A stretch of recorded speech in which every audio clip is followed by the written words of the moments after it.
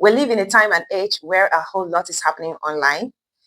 People are selling markets online. People are graduating online from universities without having face-to-face contact with their lecturers. So a whole lot is happening there. And I am glad to be your tutor and mentor that is helping you out in one way or the other in how to fix minor issues and major ones online. So if this is the first time of tuning in, you are in the right place. So welcome to CC Fashion. In this video, you're going to learn an important step in making senator wear. In my previous videos, I have been making a whole lot on how to draft and cut and how to go about making other things as long as main outfit is concerned. And in this particular video, you're going to learn how to fix the yoke on the senator.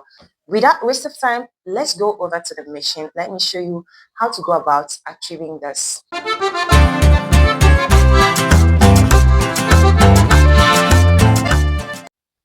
So to start with, we'll just have to arrange the rear first. As you can see, I'm putting my back panel first.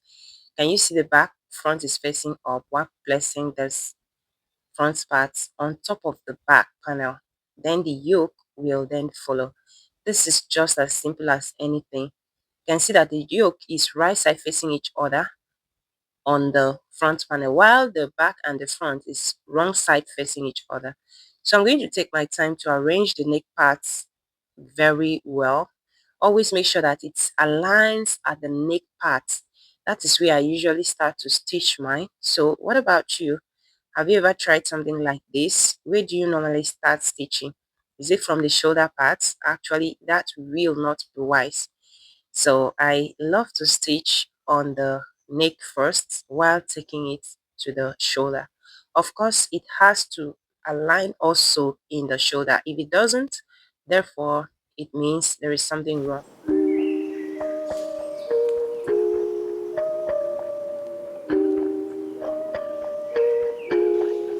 So after stitching one side, I will move over to the other side and match it well. Now take note of this. If you are matching it, it's just at the 0.5 seam allowance that you added. Just match it well on that part. This can be so tricky. So you need to know what you are doing so as to make it neat.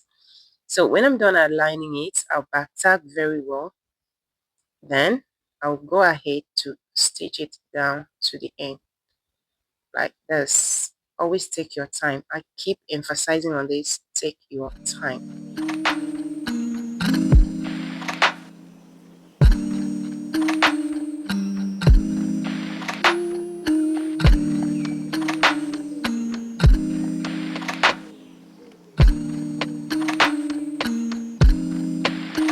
Okay, when I'm done, you can see this is already coming out neatly.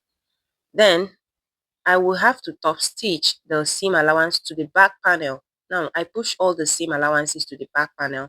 Then I am now top stitching on that shoulder part on the back panel.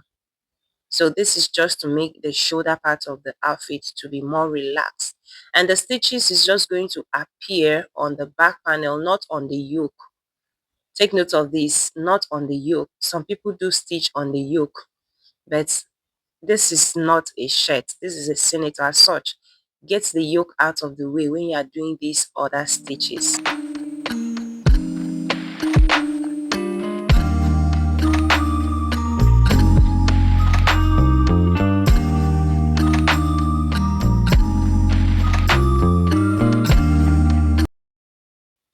Okay, when I'm done, the next thing is to match up my neck because I always ensure that the neck is equal while cutting it, and after cutting it I have to confirm it on the table before I start stitching on it. So I'm top stitching the neck, the yoke part of the neck to the neck actually of the main bodies.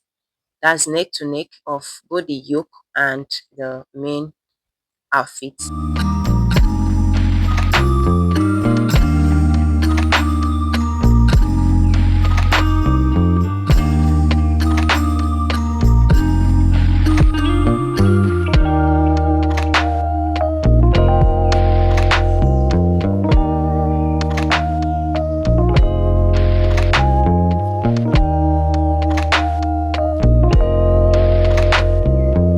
Afterward, the next thing that I'll do is to match up my crease. See this point, crease to crease, the crease of the yoke and the crease line, that is the gator line of the main fabric, to be equal.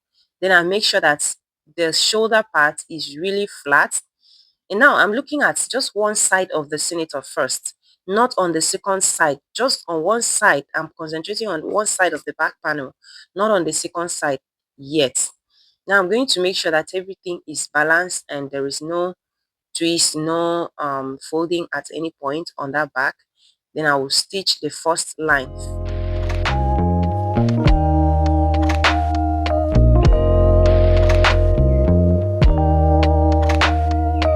Ensure to take your time to do that.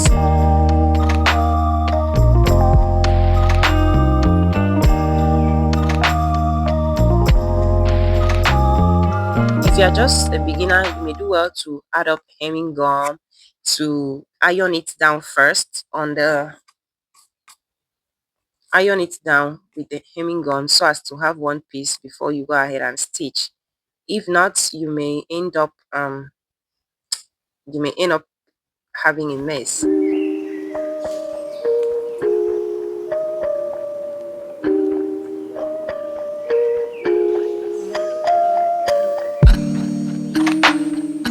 Now, when I'm done with the first part of it, what I will do now is to arrange the second half of it and make sure that everything is balanced. And at this point, I'm going to create a little design. That is the reason why I folded my yoke. If you could notice, if you don't recall, you can go back to the video. You'll see that I folded it to be very big. Like the folding that I had was very big on the yoke. Probably you must have wondered why mine is big. Meanwhile, some people do fold it just half of an inch. But if you were to give a design on the back panel that will require the part of the yoke, or yeah, part of the yoke to be raised up, to be like pleat or something like that, you really need to fold it up very well. So that's the design that I am creating there.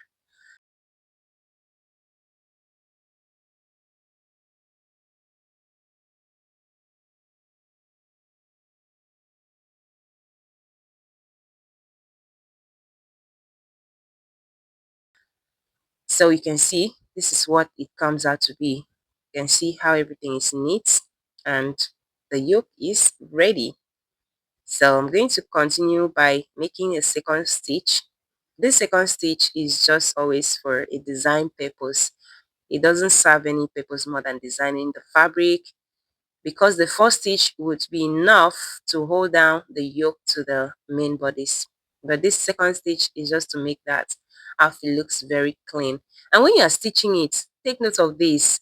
Always make sure that you make it as straight as possible, because that is where everybody's interested in looking at when you turn your back. The stitch line, the top stitch, don't joke with that.